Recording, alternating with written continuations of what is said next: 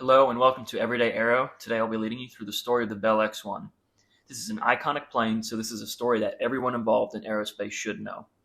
Though it's far from the sleek, slim, and fast planes that we see today, the Bell X-1 still pioneered supersonic flight and paved the way for the future of aviation. This plane was created to fill a major gap in our aerospace knowledge: what happens in the transonic region.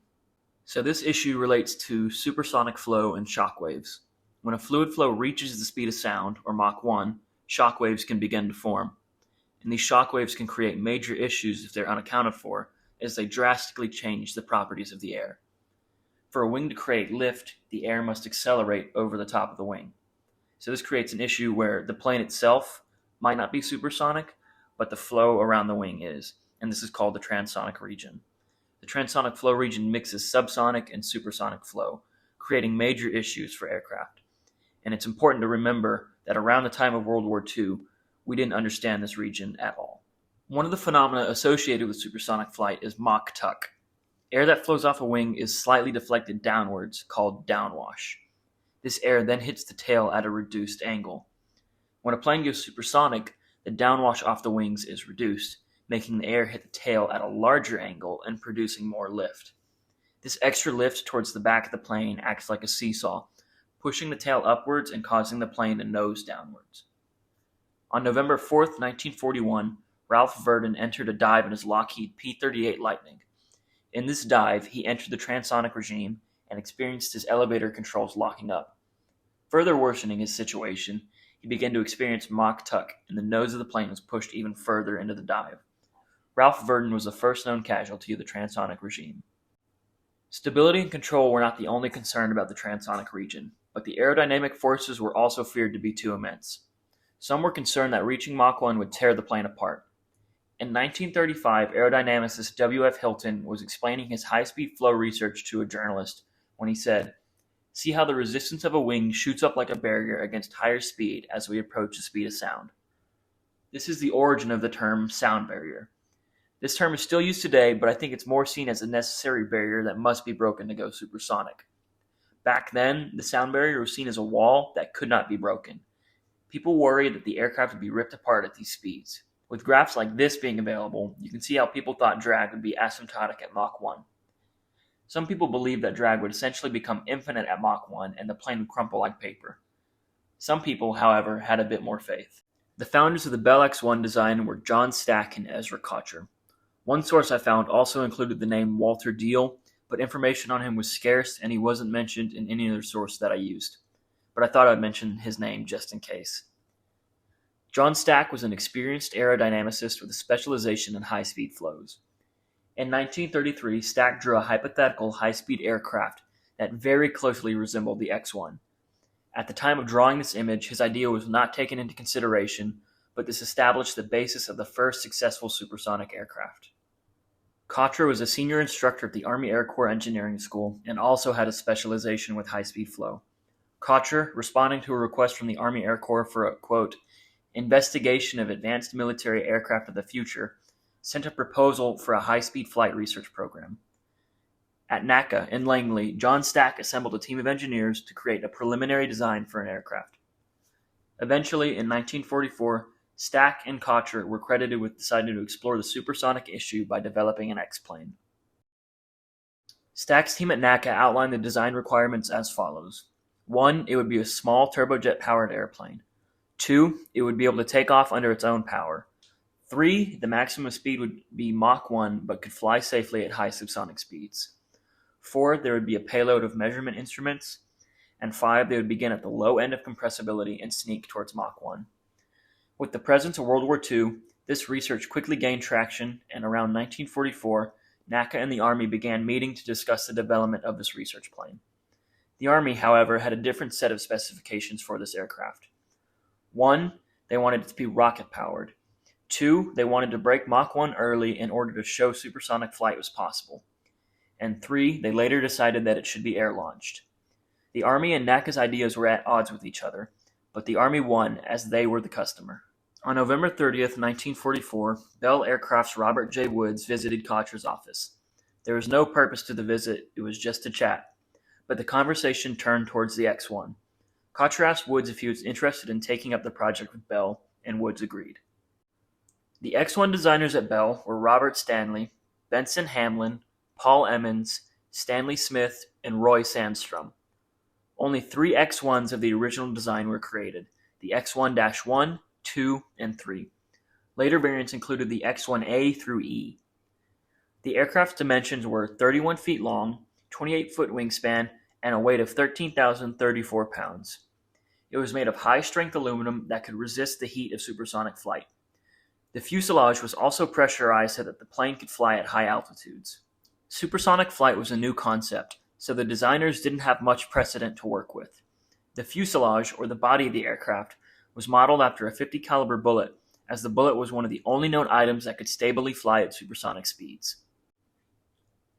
Another interesting part of the plane are the wings.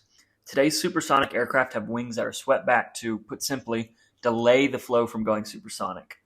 The Army was aware that the wing sweep could have benefits in this area, but not enough was known about swept wings to confidently use them on the X-1, so the thin, non-swept wings were used.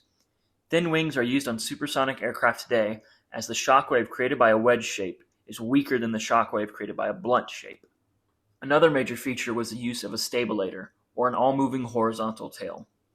For subsonic flight, the X-1 had standard elevators, but for supersonic flight, the pilot could move the entire tail.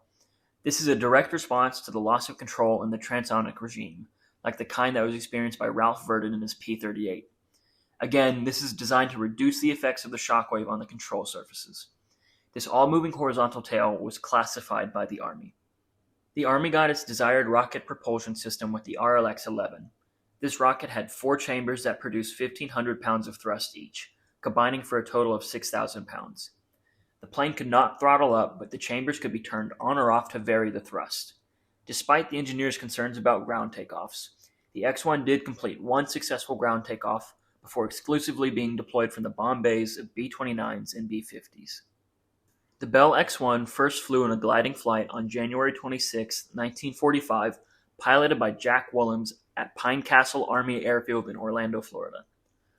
Dropped from a B-29 at a height of 22,600 feet, the X-1 reached a speed of 275 miles per hour. Willems described the aircraft as stable, in that it felt, quote, light as a feather.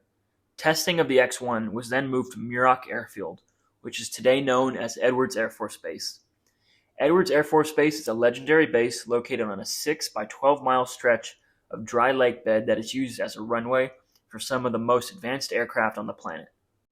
Unfortunately, in August of 1946, Jack Willems died in a crash while practicing for the Cleveland National Air Races. His successor in the X-1 program was Chalmer Goodland, formerly of the Navy. Goodland piloted the aircraft on its first powered test flight on December 9, 1946.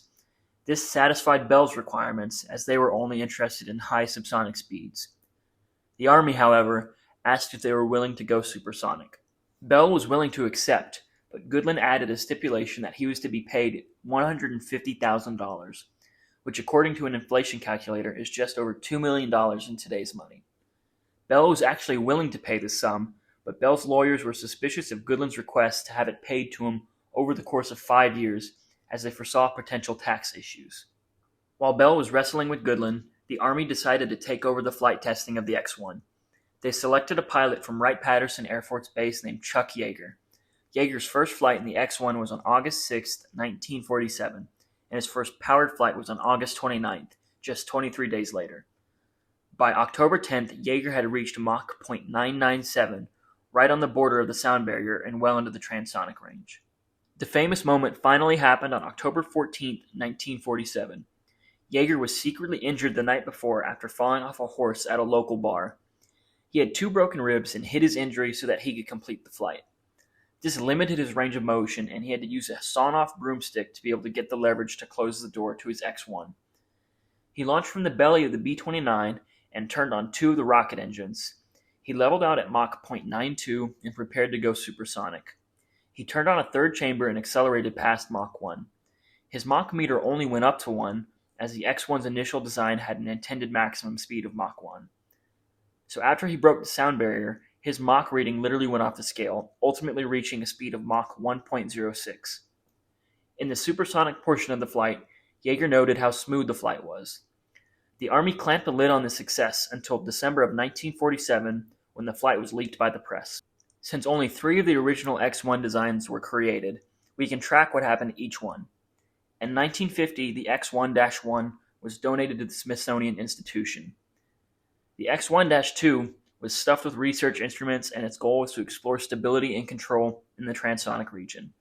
After 54 flights, the X-1-2 was grounded and converted into the variant X-1-E, which was also then grounded after 26 flights. The X-1-3 took longer to develop as it contained turbopumps for the rocket engine. This aircraft did successfully complete a glide flight, but in November of 1951, the plane exploded on the ground while it was inside of its B-50 mothership. The Bell X-1 shattered records and the idea of the sound barrier. The aircraft reached a maximum speed of Mach 1.45 and a maximum altitude of 71,902 feet. The X-1 provided valuable data and information about transonic and supersonic flight. It also set the precedent for experimental research aircraft, as this was not a thing beforehand. In 1948, Larry Bell, John Stack, and Chuck Yeager were awarded the Collier Trophy, which is awarded to the greatest achievement in aeronautics or astronautics in America. The Bell X-1 proved that supersonic flight was possible and paved the way for future experimental aircraft. Alright, before I go, I'm going to rank the top 5 hardest images I could find of the Bell X-1. And at number 5, we have this image from ThoughtCo. Got the bright orange X-1, nice blue sky background, looks really nice. Whoever decided to paint the X-1 bright orange is just a genius. We got, I think, some shock diamonds coming out of the back. I'm not sure how that would work with 4 rockets back there, but it's fine. It's artwork. And at number 4, we have this artwork from the website Flight Test. Nice little mountainous background with some clouds. I'm sure that's supposed to be like Edwards Air Force Base. You got the X-1 cutting across the screen.